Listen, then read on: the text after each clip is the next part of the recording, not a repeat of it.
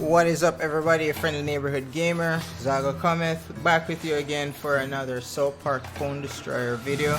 We're gonna be breaking down the new update that they announced today. Red Links announced today that Season 3 will be ending on June 5th. Well, they announced it before, but they're reaffirming that, and they announced a bunch of new stuff in regards to end of season buffs that are going to happen for the Mystic class finally. So we're going to be looking at those and go through these patch notes over here on the left. So without further ado, let's jump right into that. Alright, so Season 3 Legendary Season End plus Balance Change Notes. Hey everyone, Steve from Red Links here. This week we've gathered a little bit more information about the season resets that's coming next week and a bit of information about this week's event. I already talked about this week's event in a video that I posted earlier this week, so I won't really go too much into that. We've also taken some time to address talk of win trading, present our upcoming balance changes patch notes, and introduce a cool new event type. If you have any thoughts, feedback, or suggestions or questions, be sure to reply below. Alright, so this part's talking about the event that's coming up this week, Assassins Galore. I already talked about that, so I won't really dive into this, but it's an assassin based, card point based event. So I'm gonna put the link to that video that I talk about it somewhere in this video. You can check that out. Only thing that I didn't mention because I didn't know was the amount of points that you need to complete the event. So for your solo rewards, that maxes out at 195. For your team reward, that maxes out at 4,000. So you have 8 solo rewards and 6 team rewards. Seems relatively fair, considering that you can only make at most a 6-point deck for the event. At the conclusion of this event, we will begin a period of server maintenance, which is anticipated to last for approximately 30 minutes. During this time, the game will not be accessible, so please keep this in mind. Dev stream announcement as usual happening on Thursday night, so definitely be sure to check that out for any additional information and cool giveaways that they normally have. Here we go. Next week, Legendary Season End. The season is coming to an end on Tuesday, June 5th at approximately 8 AM UTC. I so suck at time zones, so we will bring the servers offline and the season will come to a close. During this outage, we will be resetting the Legendary leaderboard, preparing the Legendary Season rewards, and pushing out a balance patch. That's the meat of what we're here to talk about today. Season winner will be honored as usual on their Facebook and Twitter, yada yada yada. It's usually more or less a door now, but we will see if someone dethrones them. Here we go, win trading. While we are excited about crowning a new season winner, we have also been paying close attention to player feedback regarding win trading by some players during the season. We have identified a pattern of behavior which we believe constitutes win trading and other manipulations of the Legendary leaderboard. We have heard your feedback and our policy moving forward will reflect this. Not sure how and I'm not sure if I like how that's worded, because it says our policy moving forward, which kind of for me at least gives the inclination that they're not really gonna do anything major concerning this season, but going forward if people screw up then they'll be punished, but we'll see. If a user was found to have engaged in win trading on either side, according to our data, they'll have their Legendary Season invalidated. Approximately 24 hours prior to our Legendary Season ending, these users will be removed from the Legendary leaderboard, and they will have their season rewards withheld due to a violation of our terms of use. The Legendary leaderboard will then be adjusted to reflect the correct ranks of the remaining players. We will not be relying on player reports in this matter, rather we'll be using match data to determine who has taken part in this practice. Match data. Interesting. I mean, some of the stuff concerning PvP has been moved server side now, so I guess they have a fair amount of match data they can pull from.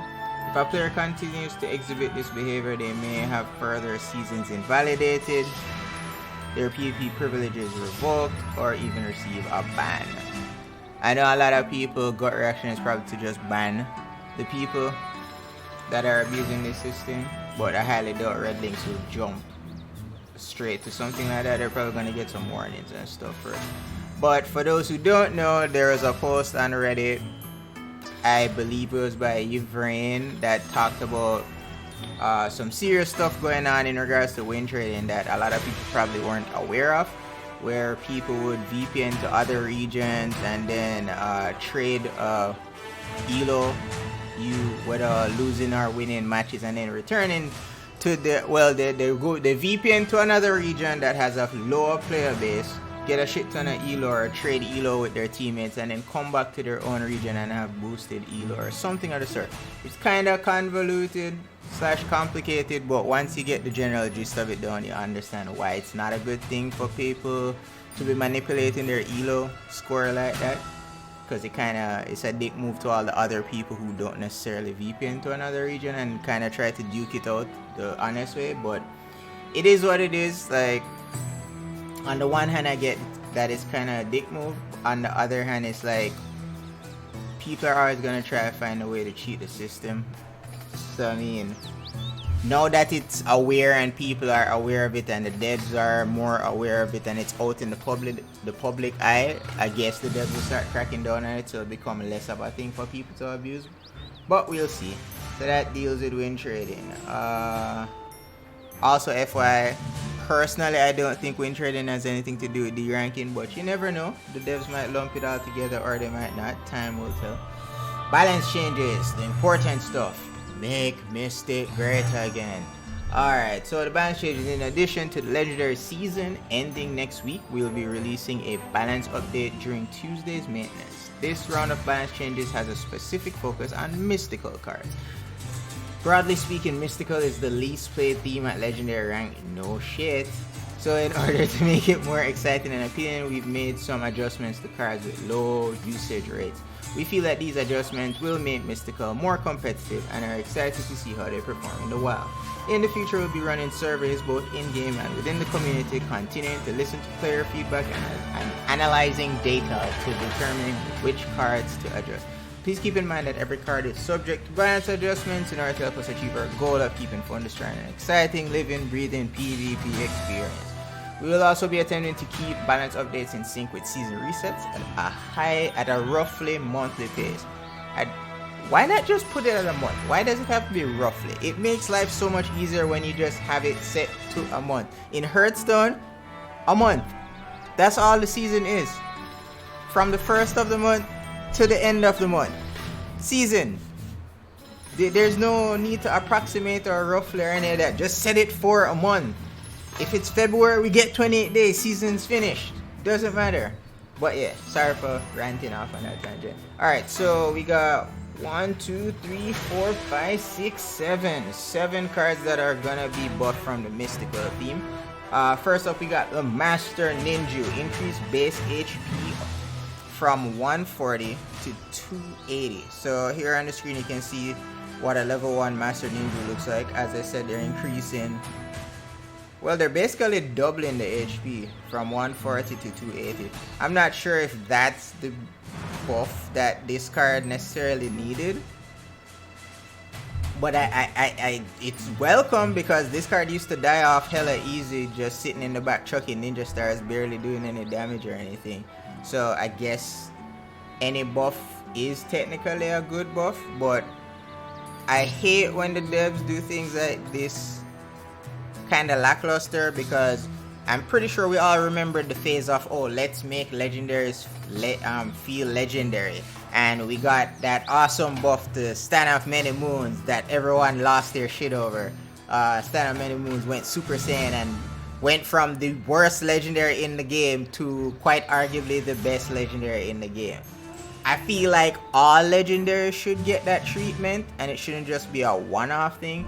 So in reality, what I would have liked to see them do with the Master Ninja is potentially maybe have increased the amount of attack that he gives to other allies, especially since it's just a war card, so you just get that one buff off of it.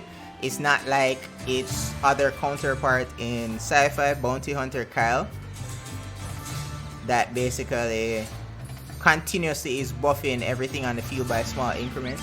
It's a toss-up whether you want small increments or large increments, but the thing that I kind of feel a way about is the fact that, alright, so in Mystic, well, I must say Mystic because I know it's average guy when I say Mystic instead of Mystical. But alright, so you got Master Ninja 4 mana, you got Kai of the Drow Elves 4 mana, You got Gunslinger Kyle, 3 mana, and then you got our sci-fi counterpart Bounty Hunter Kyle, 3 mana. Well, I say mana, but it's really energy. Don't kill me, please. But so why I don't feel like there should be this disparity between the Kyles. I mean, they're all ranged and they're all, I feel like they should all just cost 3 mana, 3 energy, whatever. But that's the buff. Most of the buff that I would have liked to see is to just drop the Kyles across the board to 3 or up them to 4, and then just like give buffs to their ability. So instead of him getting 35 attack to all other allies as his baseline ability, I'd have probably just said give him the health buff and just make it an even 50 as his baseline ability, similar to how Incan Craig at his baseline ability does 50 damage on the new kid tower, if memory serves. I feel like letting legendaries have a strong baseline makes them feel more legendary. Next up is Witch Doctor Token, which I've had a love-hate relationship with this card from the very beginning. They're going to increase the base damage from 300 to 370. So he starts off at 300 and now they're upping it to 370.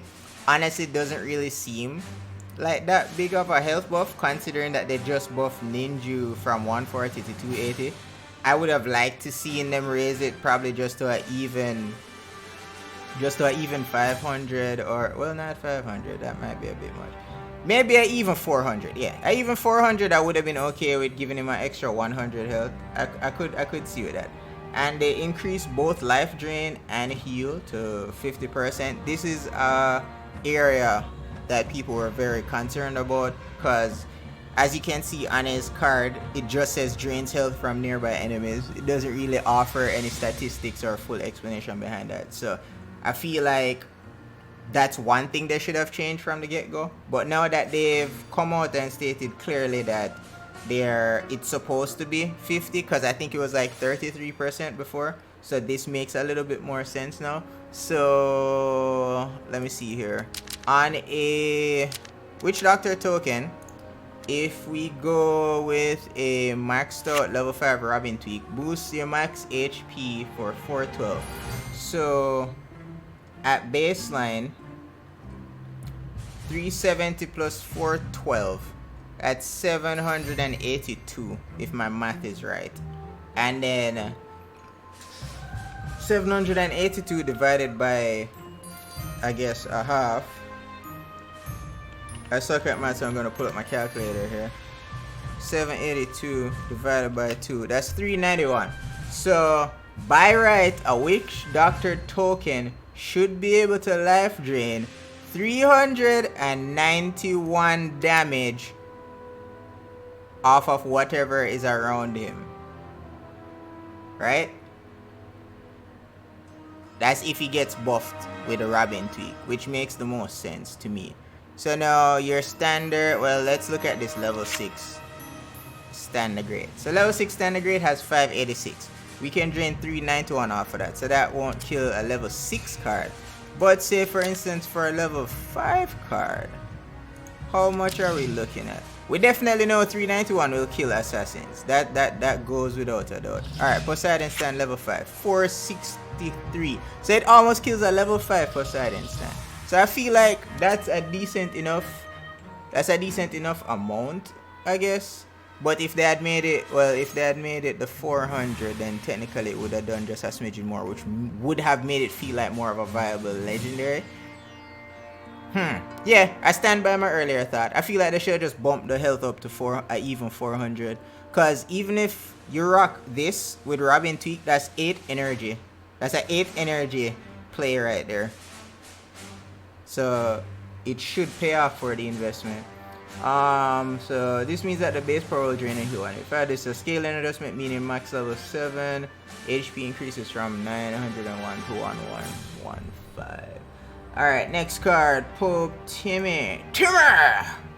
Alright, so Pope Timmy now costs 6, down from 7.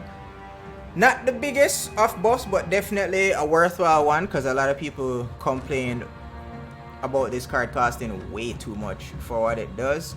Because for that kind of investment, it only really made sense to use it on something like Man Bear Pig. So I'm okay with that Pope Timmy buff. He does enough damage for a range unit, 48, and he has 128 life. His counterpart, yeah, I'm okay with that. 128 health and 48 damage is decent enough. Next card is Hermes Kenny. Hermes Kenny Death Wish ability extends from 2 seconds up to 4 seconds. Projectile speed has been increased. So for those that don't know, the projectile speed that they're talking about is that small little bubble thing that you always see whenever certain minions die. So like when Choir Boy Butters dies and you see that little green ball float over to either the new kid or a minion to heal it back up, that's the projectile. Or when Princess Kenny dies and you see that little twinkly thing float over to whatever to lower their attack, that's the projectile. So now whatever, well, the new kid will get the projectile faster, so he'll get the energy gain faster, I guess, for 4 seconds.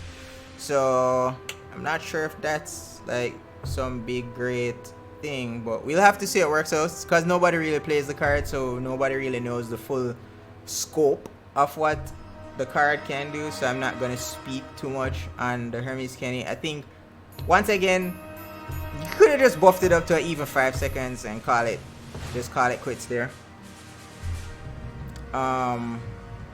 Especially since it's an epic and it costs 3, but it is what it is. Energy Staff, the card that pretty much no one uses at this point besides Lappy. So Energy Staff, energy speed will now be 1.45 up from 1.4. Once again, like, just put it at 1.5. Like, what is with these half and pieces of numbers? Like, just make it a round solid value instead of all this extra. Like, I mean, it was at 1.4. Would it really break the game to just put it at 1.5? Like, seriously. So the energy gain from this now will be 1.45. Yay. We'll see if this becomes something good and everybody starts abusing it like how they did before before the game launch. I think in soft launch people said it used to be broken, but then they nerfed it and then nobody played it anymore. So yeah, Energy Staff. I'm not sure what I would say to actually buff this to be good. One thing I would definitely say is to make it a spell card and not have to waste mats on it. Then more people might be inclined to try it out. I don't know. I think a card like this and Chicken Coop should probably just be spell-based cards, honestly. But yeah. Next card, Hallelujah. I have been messing around somewhat with this card when they nerfed regen for the first time. Tried it out. It was decent, but to get real value off of it, you have to run a lot of big-bodied stuff in your deck, so you can maximize on the health gain. But they're buffing this now, and it says on top of the base heal that you get for healing all your stuff, there is now a small amount added to your base HP. At level 1, the HP added is 15. At max level, it is 65. So currently my Hallelujah is at what? I don't even know. I don't know what the scaling is like, but currently my Hallelujah is at level 4, and it does 468 heal. So that can pretty much heal everything within the range of fighters and assassins for the most part, and range stuff. Some tanks would have probably automatically at low levels probably gone over the 468 threshold, but I feel like this is an okay buff to this card. You get added bonus to your minions HP, so that's not a bad thing. So I'm okay with what they did to buff that card. They couldn't really cut the cost because regen already cost 3. So the last card that they're saying they're gonna buff, which I'm torn when it comes to this card. But Unholy Combustion, the damage to surrounding enemies has been increased. Yes. The amount will start at 20, previously 12, and increase up to 87 at max level, previously 53, which is solid.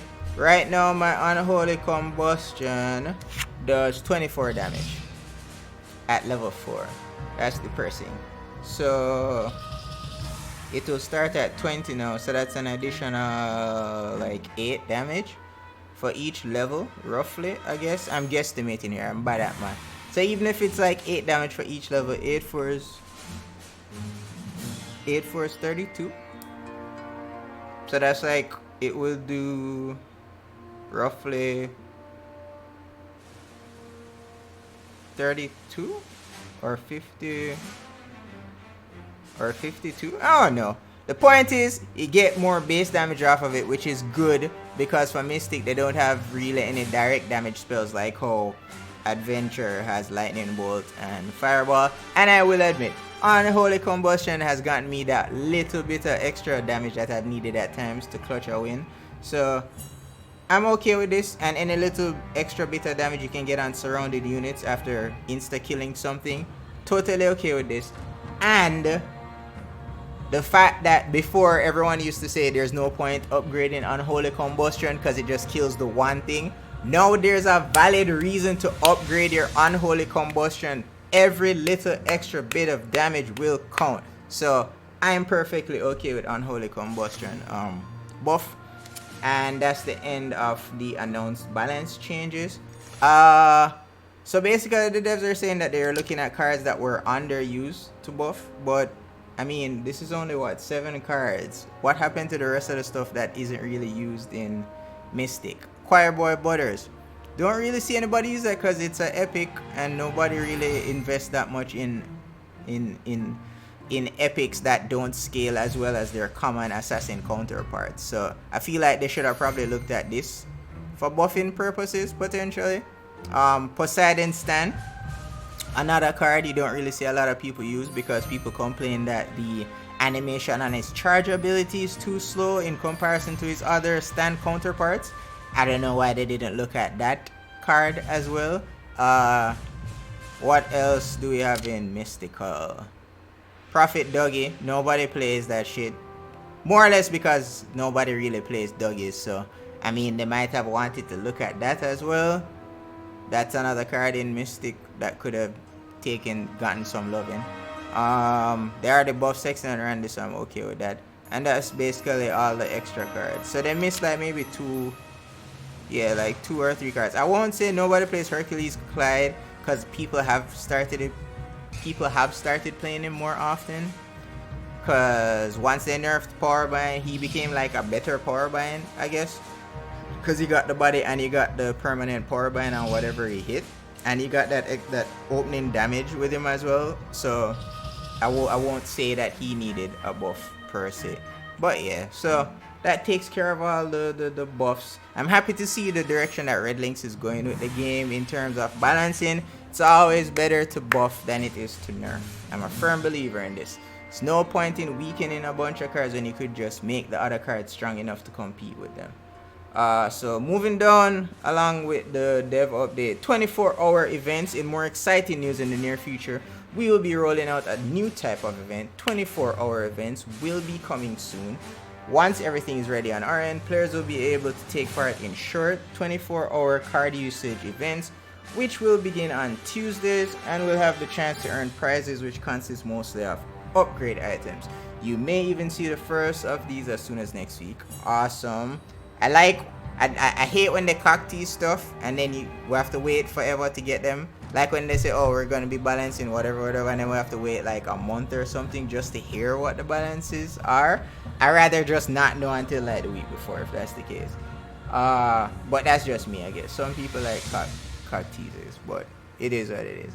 You may even, depending on how these are received, they may even become a weekly staple of Thunderstrike. I'm all for additional content. Whatever helps the community, helps free-to-play players get that extra leg up. I'm always for that. So I'm feeling this idea. Last but certainly not least, we wanted to go check out the community run unofficial subreddit. It's an awesome place to chat with other players, yada yada. Yes, Reddit, awesome source of information. Definitely, if you haven't already, definitely go check that out. That's all they have for us as far as that. Legends rank resets June 5th. Be aware, look out for that ish. Weekend event this weekend, Assassins Galore. I wish you all the best of luck and I hope you pull some awesome stuff. Not sure if I'll be participating as much as I want to, because I'm kind of up there. So this is going to be me signing off. Telling you as always, until next time, keep on gaming. Laters.